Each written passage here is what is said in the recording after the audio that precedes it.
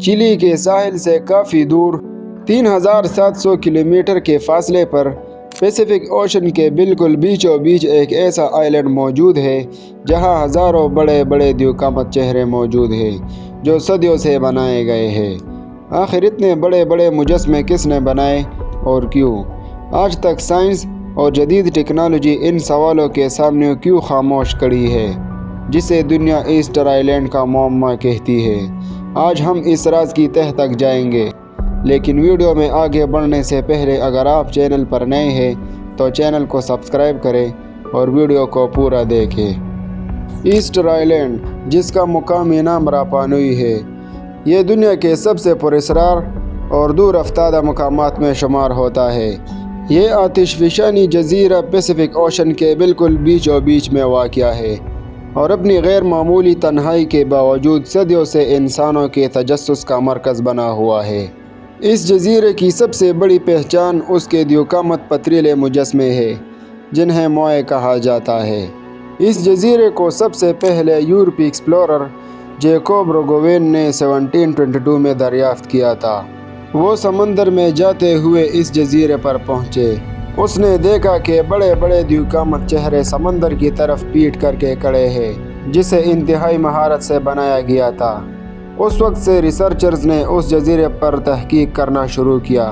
ایک اندازے کے مطابق ایسٹر آئلینڈ میں تقریباً 900 موئے مجسمے موجود ہیں، جبکہ ماہرین کا خیال ہے کہ 600 سے زائد مجسمے مختلف مراحل میں نامکمل حالت میں بھی موجود ہو سکتے ہیں۔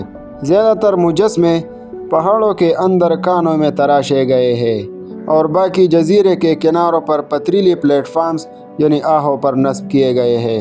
ان بڑے بڑے مجسموں میں بعض مجسمے ایسے بھی ہیں جس کے آنکھیں موجود ہیں اور بعض بغیر آنکھوں کے خاموش کھڑے ہیں۔ لیکن اگر وزن کی بات کی جائے تو سب سے چھوٹے مجسمے کا وزن تقریباً 8 ٹن اور 4 میٹر اونچا ہے، اور سب سے بڑے مجسمے کا وزن تقریباً 86 ٹن اور 10 میٹر اونچا ہے۔ ان بڑے بڑے مجسموں میں ایک مجسمہ ایسا بھی ہے جو نامکمل ہے۔ اگر وہ مجسمہ مکمل ہوتا تو تقریباً 20 میٹر اونچا اور 150 ٹن وزنی ہوتا۔ لیکن سوال یہ پیدا ہوتا ہے کہ اتنے بڑے بڑے اور وزنی مجسموں کو تراش کر کیسے جزیرے کے مختلف جگہوں پر سیٹ کیا؟ بعض لوگوں کا یہ ماننا تھا کہ یہ کام ایلینز نے کی ہے، لیکن جدید دور کی ریسرچ سے یہ بات غلط ثابت ہوئی۔ جب ریسرچرز نے تحقیق کی تو معلوم ہوا کہ یہ کام اس جزیرے پر رہ کر کیا گیا ہے۔ اس بات کو پروف کرنے کے لیے ایک وزنی مجسمے کو بنایا گیا اور اس کو رسیوں کی مدد سے بیلنس کیا، اور ایک خاص اینگل میں تینوں رسیوں کو کھینچ کر مجسمے کو تقریباً 50 فیٹ کے فاصلے تک چلایا گیا، جس سے یہ بات ظاہر ہوا کہ ان تمام مجسموں کو اس ٹیکنیک سے جزیرے کے مختلف حصوں پر پہنچایا گیا ہے۔ لیکن ایک ایسا سوال جس نے دنیا کو صدیوں سے الجھا رکھا ہے کہ ان مجسموں کو آخر کس مقصد کے لیے بنایا گیا۔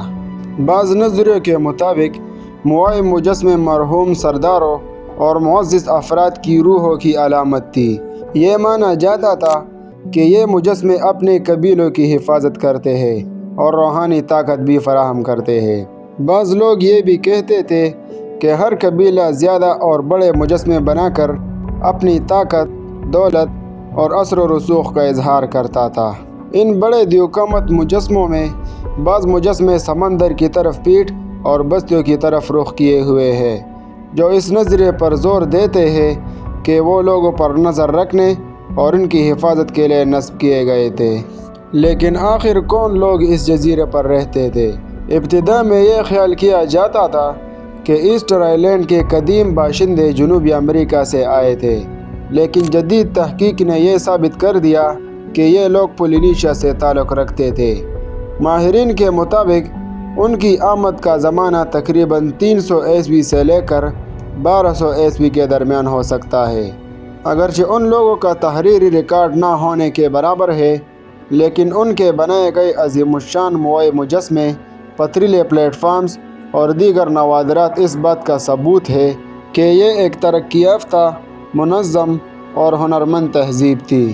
لیکن اس تہذیب کا زوال 16ویں صدی کے بعد شروع ہو گیا، جس کی سب سے بڑی وجوہات یہ تھی جیسے شدید جنگلات کی کٹائی، خوراک کی کمی اور قبائلی تنازعات۔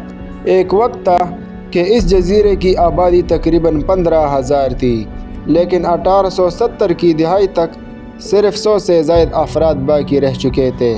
ہر سال لاکھوں سیاح یہاں آتے ہیں تاکہ موئے مجسموں کو دیکھ سکے اور اس پراسرار تہذیب کے راز کو محسوس کر سکے۔ تو دوستو، اگر آپ کو یہ ویڈیو پسند آئی ہو تو لائک کریں اور چینل کو سبسکرائب کرنا مت بھولیے گا۔